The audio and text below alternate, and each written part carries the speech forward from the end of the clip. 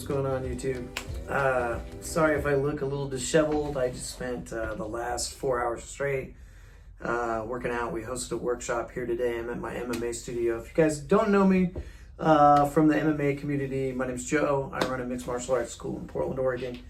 And occasionally I used to put up videos that we would call the Warrior's Code that were just a good life advice and philosophy either that I had gleaned over the years or that somebody had been fortunate enough to pass on to me. Today is one of those days, and I'm calling this Spot the Red Flags. Now, I want you to think that you're interviewing somebody, you're going to hire them for a job. Would you hire them if they had 6 bankruptcies? A little financial trouble.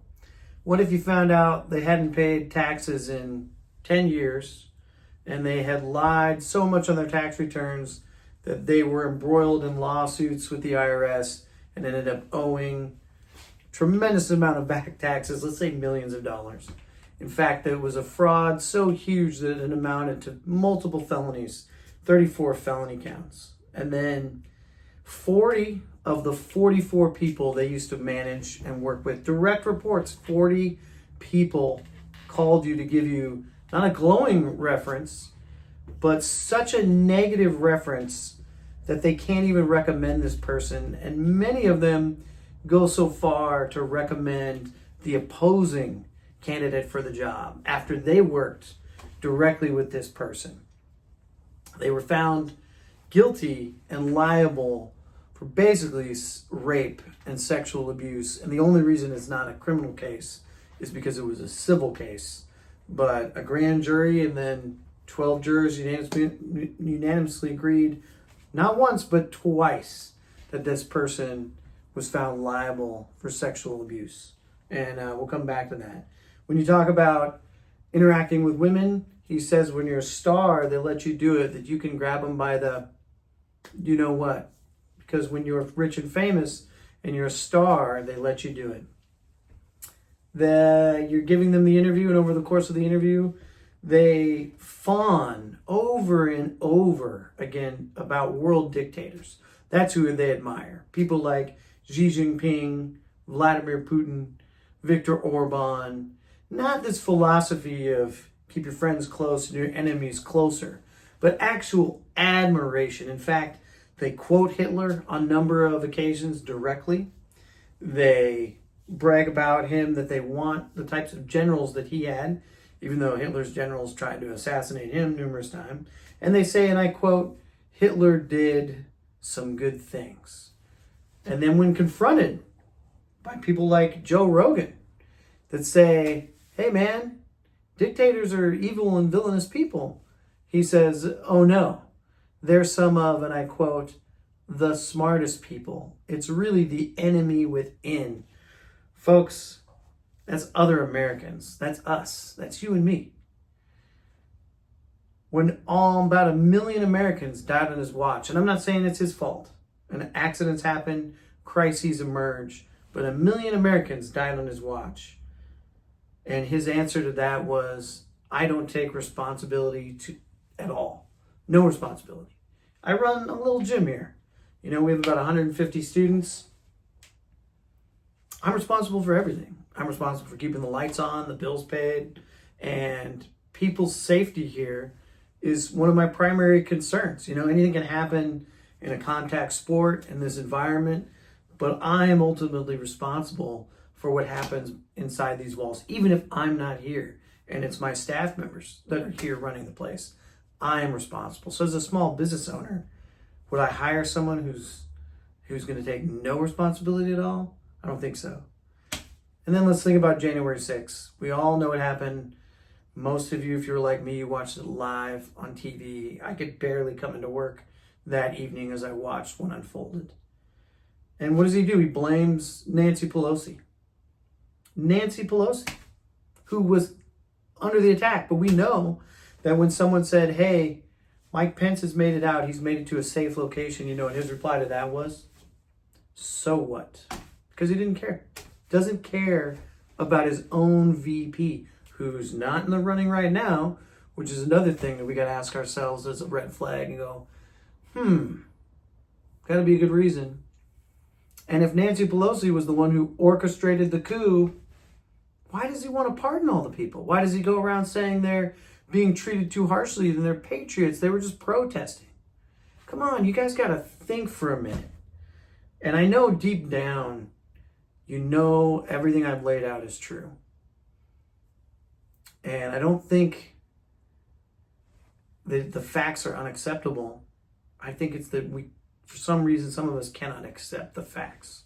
And these aren't my words. I'm quoting him directly. The other thing I want you to consider is don't listen to the media. I'm on board with you. Mainstream media is biased, sure. Now, I think a person who's intellectually curious, somebody who has good critical thinking skills, has a way to sift through bias and find out what the facts are. But I'm going to give you an easy, shortcut route. Go read the court cases. You think sexual abuse, it was all faked? Go read the court case. See what the witness testimony, see what his own, he gave a deposition in the E. Jean Carroll case. Go listen to his own words. And that's what's important. You need to watch his rallies. What are the words that he's saying? Because they're not just words. There's actions behind those words and real harm. Real harm can be intended and it's proven, right? You know, when the Access Hollywood tape come out and we're all like, you know, grab her by the, you know what? And everybody, oh, it's just locker room talk. It's guy talk. It's not. It's not. I've been in locker rooms. I've been in plenty of locker rooms. I've been in locker rooms when I've had amateur fighters warming up with 30 other guys about to compete, and they don't talk like that. And if you know, I hear something raunchy, I'm not going to pretend that my whole life has been this path of innocence and like, you know, nobody's ever thought somebody was attractive and started talking about the relationship they'd like to have with that person. I'm not going to pretend that I haven't heard guy talk.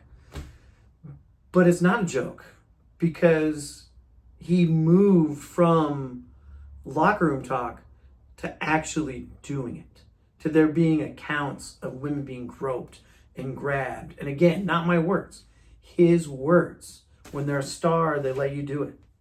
Yeah. Multiple cases, not just E. Jean Carroll. And hanging out with Jeffrey Epstein. Photos. There's photos. There's documents. He's on the flight log. But let's not even go that far. Just his own words prove that he's willing to do those actions. You got to fight like hell. You got to take your capital back. That's what they did. And then if we look at the court cases, what do the defendants of January 6th say? I was duped by that guy. I fell for his lies. We're talking about the Proud Boys, the Oath Keepers. There are people sentenced for 12 to 20 years that did real serious crimes. And yes, there's also people that just walk through and they got a slap on the wrist, and as they should, right? Peaceful protests, got swept up in the mob, sure. But the Oath Keepers and the Proud Boys, they're in jail for sedition. That is treason. For 20 years, for seditious conspiracy. The head of the Oath Keepers. And in defense, in court, this guy made me do it. So just go read the court cases. And what does Trump lie about? Oh, all the evidence has been destroyed for January 6th. No, it hasn't. You can go online. Everybody who's watching this, probably 99% of you on your phone, you can look up the January 6th witness testimony. His own staff members, 40 of the 44. People like Anthony Scaramucci, Michael Cohen, people that work directly with him. Mr. Kelly, Chief of Staff, Miles Taylor, his Attorney General, Bill Barr. There's all these people. And it's not just their own words. They are quoting him directly. And that's a way to filter noise. That we live in the age of paramount misinformation. It is everywhere. There's probably an ad on this YouTube video to get you to buy some wellness thing that we know damn well has nothing to do with wellness. It's all monetary grift. So how do you cut through that? Thankfully, in a court of law, we don't have that. And you have documents that his lawyer turned in that say, this is where we stand, this is our defense, this is what we put forth. And you can read and hear his words on paper. And it's the same thing when you watch his rallies. I've watched him quote Hitler. I've watched him say that immigrants are poisoning the blood of this country. And what's weird, right? is he lies about things that are so blatantly false, right? To gin up support, to get you distracted. He'll lie about migrants eating pets. I saw people gearing up for his Madison Square Garden rally today.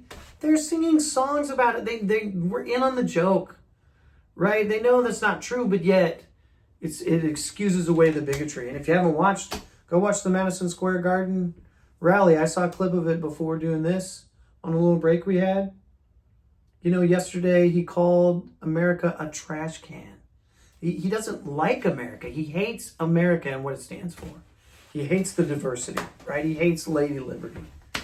So calls us a trash can because we accept immigrants. I'm an immigrant. My family was. I might be third generation American, but my family came from Ireland and then France. Then we moved to Spain. Then we came over for a better life, just like all immigrants do, right? We're looking for opportunity, for the American dream, and I'm still pursuing it at this small business here, right? I know my students, my clients, my family, they're like my family. I know they're still pursuing it, right? So to call that out is just, it's un-American, right? To say we're the garbage can, we are the beacon of the world. We still are. We still are the most powerful country on earth, economically, militarily. And I know where a lot of you are coming from, right? We hear we're the best nation on earth, you know, and I heard some conspiracies out the door today. Oh, they're doing, COVID was to destabilize us and trick us. And no, man. What destabilizes people is poverty, right? Half of Americans, we live paycheck to paycheck. I get it. Going to college is a harder opportunity that can be out of reach for a lot of people. Buying a home is a thinner opportunity that can be out of reach for a lot of people. It takes a lot more to get there, having kids and be able to afford them. Well, who's going to restore that, right? That means you want a union. You want affordable college. You want health care. It's the conspiracies. I mean, come on, Occam's razor. Let's just take a straight line. What do we need? You know, a child tax credit would be great. I can afford diapers for my kid and resources. I can buy a crib, right? That's what's going to shore up the American dream and rebuild the middle class. Access to those things, right? So when I hear the lies that are so blatant, migrants are eating the pets, it drives me crazy because all you got to do is go outside and touch grass, spend some time with other people to know that it's emphatically false. And then today at Madison Square Garden, one of the speakers, the headlining speakers, said there's a trash pile floating in the ocean. I thought he was going to deny climate change. And the guy says, it's called Puerto Rico. Puerto Rico? You moron. It's a U.S. territory. It is us. We are Puerto Ricans get to vote. They don't get representation. They don't have representation in Congress, but they get a ballot. That's America they are talking about. And the reason I'm bringing this up is not to wax on the bigotry that's also been blatantly obvious through his entire last 8 years of endless campaigning for the office. It's because that's where those lies lead to. His locker room talk was not just talk. It led to sexual assault. Time and again, proven, documented, witnesses. So when he fawns over dictators over and over and over again, never once, think about it. If somebody comes to you, they drop racial slurs all the time. And they go, I'm just joking. I'm just joking. But they're just dropping, just disparaging every other race. I don't care who it is. It could be a whatever. We won't even get into what races they are, right? But they always, I'm just joking. Or somebody is always trying to grab you and grope you. Whatever. I'm just joking. I'm just joking. At some point, it's not a joke. It's their actions. Their actions determine whether that's true or not. And we've all been around that person. We're like, this guy's not joking. He's an asshole. And so when somebody praises dictators again and again, and not one time has ever praised an American hero, an American general, a democratic leader in our country or around the world, that is a major red flag. When his own chief of staff, that's the highest appointed military position, says that he's a fascist, when the military historically, they never want to get involved in. They want to view themselves as nonpartisan. That is rare. That alarm bell should be going off in your head. The last thing I want to talk about before this gets too long is what a total moron and buffoon he is, right? He's not eloquent. We laugh at him. Often we're not even laughing with him, right? He'll give a rally and say that a boat's going to sink and the battery's going to electrocute you, and if that doesn't get you, the sharks will. Right? We know that doesn't work. You know, he said, inject bleach. He said, if you put magnets in water, they don't work anymore. Like, the man is a total effing moron. And then he claims that he has the expertise that no one has because he's the most bigliest genius in the world, right? It's a joke. And we're all in on the joke. Except you don't put that person in charge, right? If Homer Simpson's out there stepping on rakes, we laugh at him because we've all been there. We've all made mistakes. We've stepped on the rake. Oh, something has happened. We don't aspire to be that. Homer Simpson isn't a role model in how to conduct yourself. He's a joke that you laugh at, that you hope those moments in your life are rare, that you're not constantly exuding Homer Simpson energy. You're not the affable buffoon. That can be kind of disarming sometimes, and it's charming, it's funny, it can be lighthearted. But not when that person is laughing about starting a dictatorship, not when they're joking about, and I quote, terminating the Constitution. It's not funny. And it's not going to be funny to see what happens because he doesn't have a plan for us. What are his plans? You might remember prices being low, gas being low. I also remember this place being closed. I couldn't operate. That was during his presidency. And then you can blame the people around him. He only hires the best people, though. So again, it's this double think thing we have to work through. They're the best people. Well, either he hates them now, right? He won't talk well of John Bolton or Mark Kelly or anybody who was around him that was of any quality. I might disagree with those people, but they had credentials on his staff. And then the rest of them, they went to jail. He had more than 12 people that worked for him that went to jail. And you want me to hire this guy again? I don't think so. For legitimate prison sentences. And then even in his personal life, right? His top lawyer, Michael Cohen, goes to jail. His top accountant, Alan Weisselberg, he goes to jail for crimes that he asked them to commit. Again, don't take my word for it. Read the court cases. Go to the deposition.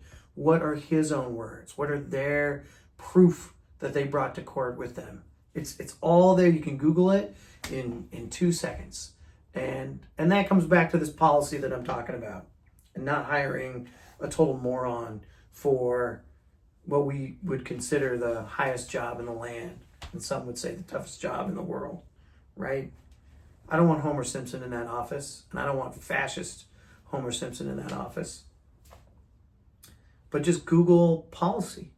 What is he going to do? He's not even talking about the economy anymore in these rallies. They're all hate-filled. Go watch them. I watch them, right? Because again, back to intellectual curiosity.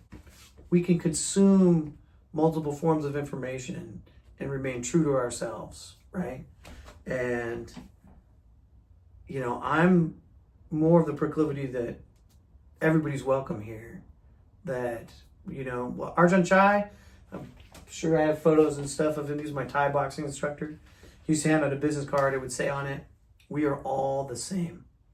And John Lewis, he was a famous senator. You might have heard of him. He was part of the civil rights movement. He had a really great saying. He said, "Your family and mine may have come over on different ships, but we are all in the same boat now." And it's true. So go back to policy. What do we want in life, right? I want to go to college. I want to be successful. I want to get married. I want to start a family. That family gets to look like however I say it looks like because it's my family. I get to marry whoever I want because it's my love. And the government doesn't need to have anything to do with it. I want to be able to join a union. I want to be able to bargain and strike for my labor because my life matters. Because you don't get to say how I live after I've given you 8 hours a day, right? And to give you those 8 hours, we're going to negotiate a contract and there's going to be some benefit in it for me. I have a number of people here helping out. I don't expect them to work for free or stay after hours. In fact, it's funny because I get to live the American dream, and that's what I want for everybody else. Largely I get a 4-day work week. It's pretty great, but it's rare. And you got to look at their plans. So what are his policies? All I can see is hate so far. Watch his rallies. Watch his own words. And then Google stuff. When he says immigration's at this all-time high, and I quote, they're conquering cities and towns. Come on. If you have to use extremism in your argument, that's a lie, it's fabricated, that's not happening. You didn't have a strong argument to begin with. But go Google it. Is that happening? What are the levels of immigration right now? If you don't know, you're susceptible to believing a lie. So you got to find that out. So be intellectually curious. I've said that a couple times for a reason. You got to go find facts, and they're out there. It doesn't have to be by the media, but the closest source you can get, census data is pretty public and pretty much nonpartisan, so you should be able to trust that, right? What's his other policy besides hate? Tariffs. So all of you have been telling me you want to bring the prices down. Tariffs are a tax on goods that we pay for, and I know he says, China's going to pay for all of them, you're going to pay for all of them, and blah, blah, blah. It's a lie. It's another lie. Just go look up what a tariff is, and I guarantee you'll have more understanding of it than that man in under a minute. There's a lot going on, and you need to just go to the source. And other than tariffs, leave it in the comments. I'm sure there's some people here who are Trump supporters. Tell me what his other policies are. And it better be more than just some kind of one-line, rah-rah-rah, he's gonna do healthcare. Okay, cool. How's he gonna do that? Did he do it last time? He said he was gonna have infrastructure week. Did that happen? The man's running on a record of failure, incompetence, hate and bigotry, and fascism. And I've already defined those things and enumerated them pretty well here. So why would anybody hire that guy again? There's no valid reason. And either you're uncomfortable because you haven't heard the facts before, or you're uncomfortable at just facing the facts. And this brings me to the final thing I'll say on red flags is we all make bad judgment calls. And it is okay to be wrong. It is okay to be wrong. I've been wrong. Martial arts is about learning. You don't know what you're doing. You come in and you get critiqued. Hey, you got to throw your cross this way. Shoulders got to cover the jaw. Hands up, chin down. There's always adjustments. So we learn how to be wrong and humble all the time. But you have a guy here who says he's never been wrong. Ever. And then you're buying into that. So then what's the impression is that we also have to never be wrong? It's okay to make a bad judgment call. We've all been there. I made one of the worst judgment calls in my life. You got to face it. You got to get over it. You got to move past it and just admit it's okay to be wrong. It's okay to be wrong about people. It's okay to be wrong about decisions we made. And it sometimes pushes us out of our comfort zone. It might be uncomfortable for you to vote for a woman. It's not for me. I see somebody qualified and capable. And this is our official RCW endorsement. I'm absolutely endorsing and moving fully forward with Kamala Harris. I think she's the right candidate for the job. She's qualified. If we just go down this list, she doesn't have all this baggage. She doesn't lavishly praise dictators. She's intelligent. She is. She's qualified. She's served for 24 years in government. District attorney, attorney general, senator, VP, ready to be president on day one. Worked in the presidential administration, and I think things have gone pretty good. My business is having record turnout. Everything I see around me Just look at your daily life. Are things getting better or are they getting worse?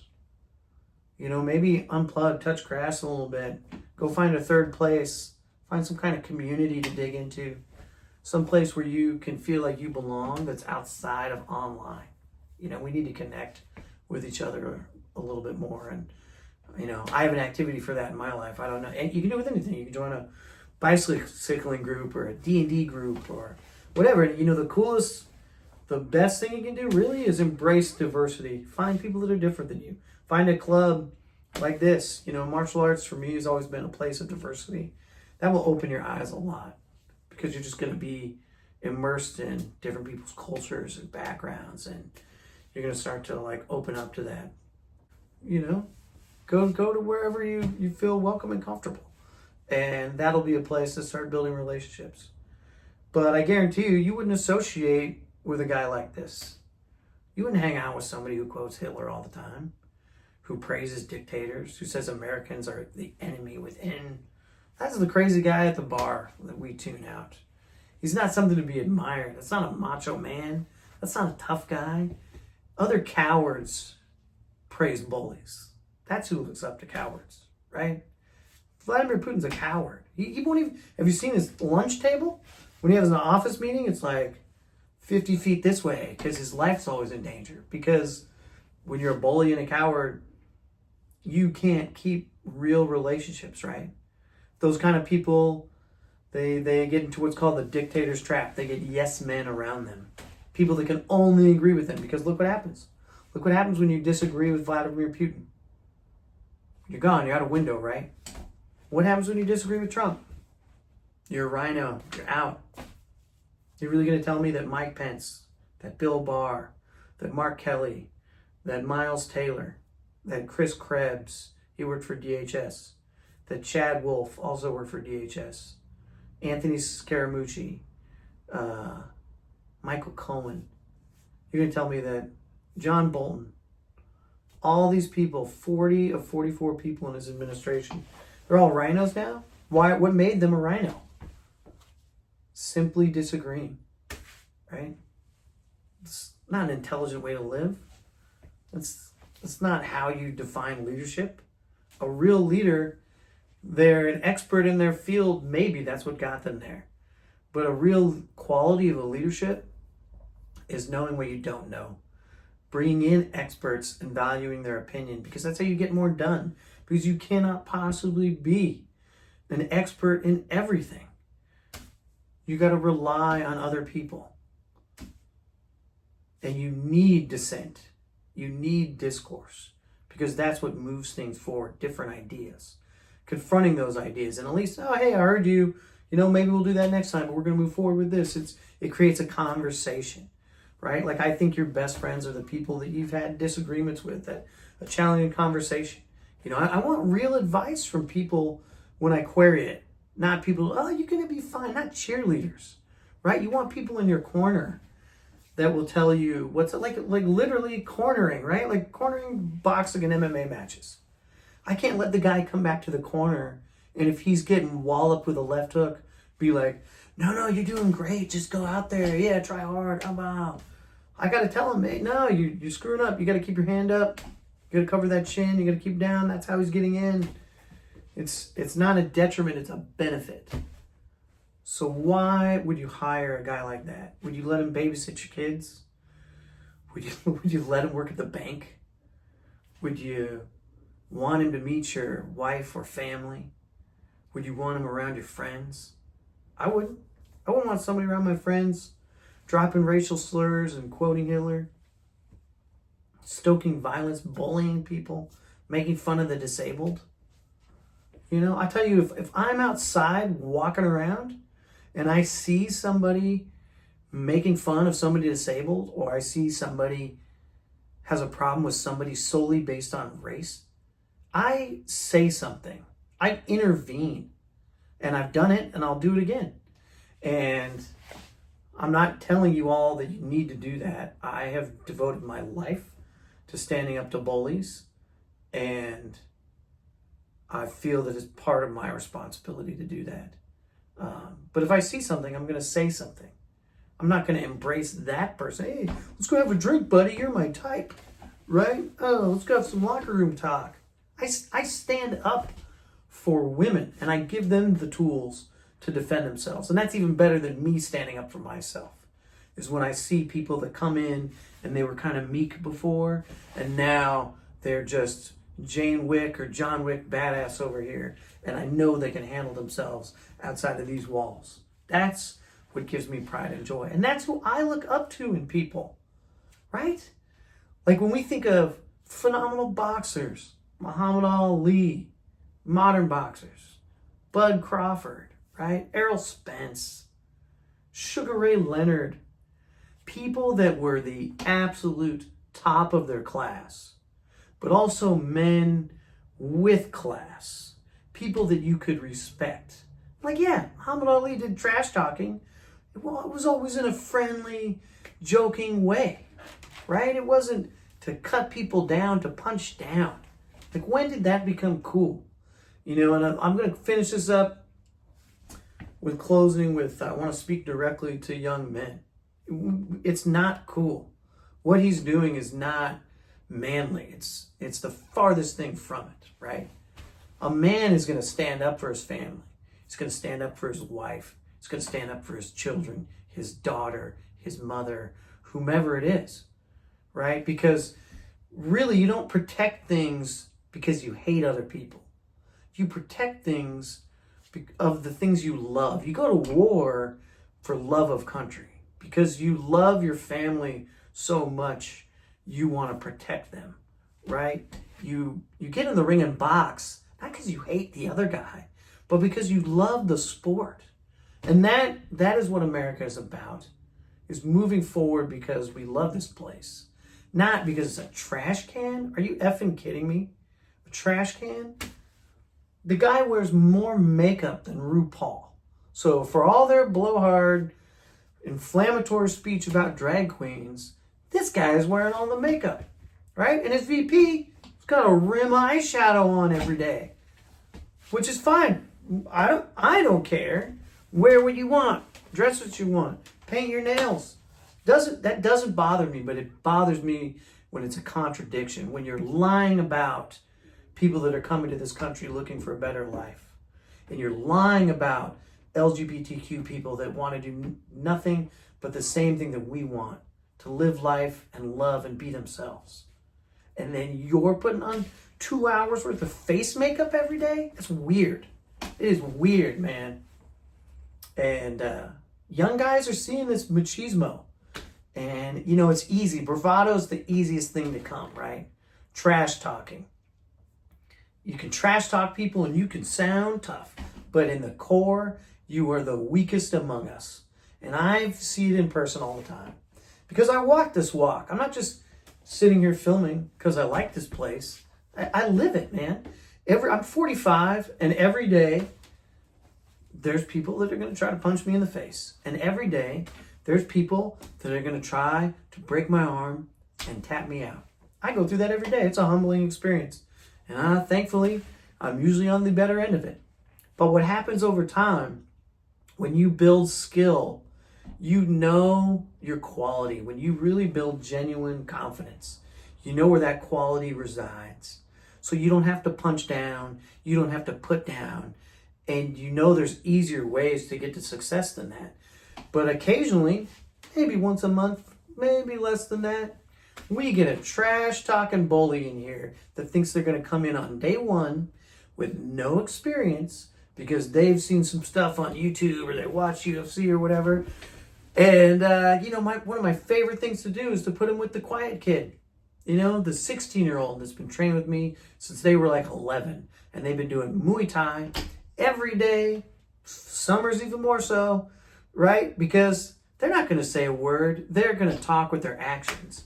And that's what defines somebody who's genuine. You don't need to trash talk because the skill is going to speak for itself, right? The competency is going to speak for itself. We're going to do our talking on the mat. We're going to do our talking in the ring. The time for trash talk is over. Even Mike Tyson said, everybody has a plan until they get hit. Meaning, yeah, he had an opponent doing this. And that's only going to go on until you're in the thick of it. Because men and everybody, I want to speak to young men because I think they're more of an ignored audience, but of course everybody is welcome here. But I raise a lot of young men, so I see what you're going through. This bravado is just useless. It's that competency and just quiet authenticity. That's what we admire. We've never admired the bullies. Back to Homer Simpson. It's a joke. It was meant to be a joke. Those are fools. Those are people that you laugh at. You wouldn't stand behind your favorite fighter, or we can change the analogy, your favorite NFL player or basketball player, if they trash talk. If LeBron was trash talking and couldn't perform, nobody would have him on their team, right? He has to deliver. So if we expect that in each other, in our daily lives, you need to expect it out of the highest office in the land, out of the presidency. And right now, it is this woman. It is Kamala Harris.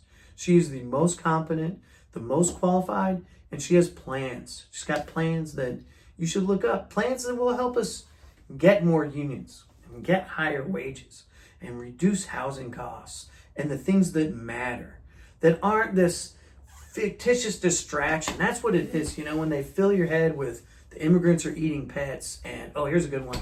They murder the baby after the 9th month. It's absurd. That's just murder. That's not an abortion. That's not a medical care. That would just be murder, and it doesn't happen. There is no doctor that has been like, slap the baby on the butt, right? Hey, mom, and then, right? This never happened. It has never happened. But those distractions take you out of the real issues. I heard J.D. Vance say, they're fascists on both sides. Because why? Because you need to remain intellectually curious and good at fact-finding. That's not the end of that story. They're both fascists. Well, okay, great. Give me some reasons. Oh, this guy praises and quotes Hitler all the time, praises our staunchest enemies, Vladimir Putin and Xi Jinping, and has a lot of associates who've been arrested for working with Russia. Again, it's a long read, but I suggest you dip into the Mueller report because it is not anyone's bias. It is witness testimony that is plain. It is plain fact. But you have to remain intellectually curious, remove the distractions, and then look for reasons. If someone says, I have a healthcare plan, what are the specifics? You're both fascists. Oh, okay, well, let's see. You called in the National Guard and violated people's First Amendment rights here in Portland and just picked people off the streets, didn't read them their rights, held them for 24 hours. The Wall of Moms, you might remember. That seems kind of fascist to me. You say you want to terminate the Constitution. Yeah, that seems kind of fascist for me. You go on not one, multiple network, multiple rallies and say anyone who does not support you, not just Democrat, who does not support you is the enemy within. Today in Madison Square Garden, they said people that don't support him need to be slaughtered. Real words. That is a quote. No, Kamala Harris is a fascist. What's she done that's fascist? Now I'm asking, I don't have anything. Try to pass a health care bill. Try to get school lunches for people. Try to pass the Voting Rights Act so everyone has an equal opportunity to vote. Equal. Which last time around did include voter ID. But I'm tired of this. I'm tired of the tricks and the games by both the media and the rhetoric that is going around that is fooling people. And young people particularly, you're more susceptible, right? I told you before, it took me a while to figure out how to identify red flags in people, and that's true. I'm 45 now. I learned a lot about life. And, my dad had a couple pearls of wisdom. He's still around. I shouldn't say had. But one of them was give people a second chance, but not a third. And why is it we have given this guy chance after chance after chance, and you excuse it away. If it was your friend or acquaintance, there's no way you'd be doing that. You wouldn't tolerate it in your daily life. Would not be a cool person. And it's fine if it's a Carnival Roadshow.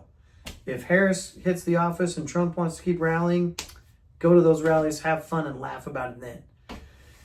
But this is a person with real position and power, and now unlimited power, thanks to the Supreme Court. Real power to take people's rights away, to take away women's health care and a right to choose, which is going to affect you. If you think you want a girlfriend, I guarantee you, the right to choose is going to affect you, because what if your girlfriend gets pregnant and then you have a problem in the 6th or 7th month and you can't get the health care you need? That's what's happening. Not just abortion, but people have complications. Pregnancy is you're growing another human being inside you. It's a huge risk, right? There's a lot of medical care that has to go into that. So it will affect you, right? But then other thing, he's going to deport every immigrant. That's a lot of my friends, man. You think prices are going to go down? Who's doing all the farming? And even legal. Like, go look it up. When they said people were eating the pets, some journalists pushed back and said, hey, those Haitians are here legally. That's what we always hear about, legal immigration. And he said, I don't care. I want to revoke their status. So then that's saying it doesn't matter. It doesn't matter that they're here legally, just working. It doesn't matter that the town invited them, that they're here on the farm bill visa, which is a very legal form of entry. Not even asylum, which is also a legal pathway, right? It's to gin up distraction. But he doesn't have plans to reduce our taxes, plans to give us tariffs, plans to reduce taxes again on the rich. How are we going to pay for Social Security and Medicare? You might not want that now, but you might have, my mom and dad are on Social Security. That's their most, their greatest form of income. And they're going to vote Republican. I don't know. Maybe they won't. They say they won't, but I don't know. So remain intellectually curious. Spot the red flags. Become good at fact-finding. If you hear a plain statement, they're a fascist. They have health care. They're going to fix things. Go look for specifics and go look for things that are beyond the media, right? We have, I said it before, we live in a time of great misinformation, but we also have the most amount of information at our fingertips. Look at how people are voting. This has been the least productive Congress since the Great Depression, this last 2 years where the Republicans have had the majority. But go back 2 more years. Look what people voted for. Who is voting for school lunches? Who's voting for child tax credits? Who's voting to rein in big oil and take away their subsidies? Like, why are we subsidizing? Who's voting for voting rights? Who's voting to expand election integrity? Who is voting for expansion of unions? In Congress, I'm talking. What decisions are being made? You don't even have to read the bill. You can just look at the yays and nays, and it'll give you a pretty clear picture, because that's where our interest lies. Who's voting to raise taxes on the rich, right? And I could do another video and get into all this other policy, but today I just want to tell you that I'm voting for Kamala Harris. In fact, I already did. My ballot's already turned in, and it's already been counted. So I hope you do the same. I hope you'll tell a friend and family member to do the same. And I hope you'll just ask yourself some reflective internal questions about this kind of rhetoric and understand that it's not a joke.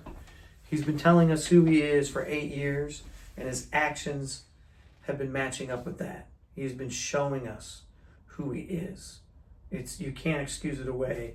You can't sane wash it and articulate it that it's going to be different behavior or that he's going to change. And all those high-level people that went to office with him last time, they're gone. They are gone. Read a book. It's by a Republican. It's called Blowback, and it's about close-knit people that worked in the last administration and what they went through. And they either resigned in protest or he pushed them out. And it's just totally unqualified people, right? He's going to appoint RFK Jr. as the health czar. What are his qualifications? He's in shape. I'm in shape, relatively, right? I'm not a health expert. Neither is he. What are his qualifications? Zero. Right? We need qualified people in competency. You want this guy to be your mechanic? He claims he can do everything. Let him work on your car. Right? All right. This got far too long-winded. Thank you if you stuck through the whole thing. Hopefully the first part was short enough. I knocked out a few red flags for people. I like to have a discussion with people, so if you have anything to add or share, disagreements are fine. But they got to be specific and they got to be enumerated. It can't be an inarticulate shouting match, right? Just like, I don't, you're going to come here and you're going to try to bully people. That isn't going to fly. You're not going to bully me on your keyboard either. So if you want to have a discussion, I'm game. But I think the more we discuss, the more you'll see the guy's empty. He's an empty fool, right? There's nothing there. Nothing good. Nothing good is going to come of it. Because you can't lay out any, it's just nothing. Anything for the American people. No. Go watch his rallies. And if you can't stomach his rally, then you might want to ask yourself why you can't do that either. All right, guys. It's going to get better. We're going to come together. This place is going to be awesome. I think it is going to move forward, right? We're on the precipice of great change in a good way, right? More jobs for people. I'm not talking about some fantastical conspiracy theory. I'm talking about a better economy, right? More opportunity for people. I want my business to keep thriving. I want you to keep doing well. I want you to find the job and career you want and make it your own. I want you to be able to get a house, right? All of us in this together. We have to work towards the same common goals, and we have to back people that represent those goals. All right, till next time. Thanks again. Peace out.